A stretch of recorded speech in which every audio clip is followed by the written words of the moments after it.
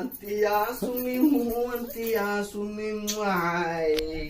ದೋಸ್ತ 10 ನಿಮಿಷ bus stand ಹೋಗಿ ಒಂದ್ ಗಾಡಿ ತಗೊಳ್ಳಿ. ಇಲ್ಲ ದೋಸ್ತ ಗಾಡಿ ತುಂಬ 3 ದಿವಸ ಇಲ್ಲ ಗಾಡಿ ತುಂಬ 3 ದಿವಸ ಐತೆ ನಮ್ಮ ಯಾರಿಗೂ ಕೊಡ್ಬಾರ್ದು. ಪ್ಲೀಸ್ ಮಾಡಬೇಡ ಜಲ್ದಿ ಬರ್ಬೇಕಾ? ಜಲ್ದಿ ಬರ್ಬೇಕು ನೋಡ. 10 ನಿಮಿಷ ಜಲ್ದಿ ಬರ್ಬೇಕಾ? ಇಲ್ಲ ನಮ್ಮ ನಟ್ ಕಟ್ಲೆ ಬಿಡ್ತಾ ಜಲ್ದಿ ಬರ್ಬೇಕಾ?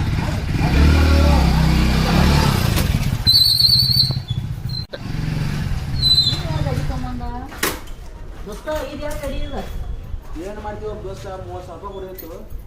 ಮೊನ್ನೆ ಹತ್ತಿದ್ದ ಗಾಡಿ ಬರೋ ಬೂಚೂರ್ ತೊಗೊಂಬನ ಗಾಡಿ ಬರೋಬ್ಬರಿ ರೊಕ್ಕ ಕೊಟ್ಟು ಗಾಡಿ ಹೋಗ್ಲಿ ಮಗ. ನಡಿ ಒಳಗ ನಾವು ಬಾ.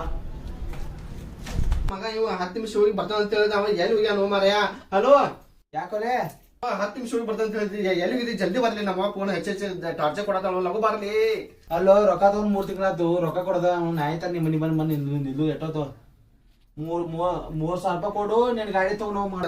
ಧರ್ಮಸ್ಥಳ ಸಂಘದ ಸಾಲ ತಗೊಂಡ್ ಗಾಡಿ ಕೊಡ್ಸಿದಳಿ. ಹಂಗ್ ಮಾಡಕ್ ಬರ್ಲಿ, ಲಗು ಬರ್ಲಿ ಪ್ಲೀಸ್. ನೀ ಧರ್ಮಸ್ಥಳ ತಗೋ ಎಲ್ಲ ತಗೋ ಸಣ್ಣ ಸಾಲ ತಗೋ 30,000 ರೂಪಾಯಿ ಕೊಡು. ನಿನ್ ಗಾಡಿ ಬೈ. ಹಂಗ್ ಮಾಡಕ್ ಮಾಡಲಿ. ಹಲೋ ಇಟ್ಟಲ್ಲೋ ಬಗನಿ ಊಟ. ಯಪ್ಪ ದೇವರ ಏನ್ ಮಾಡ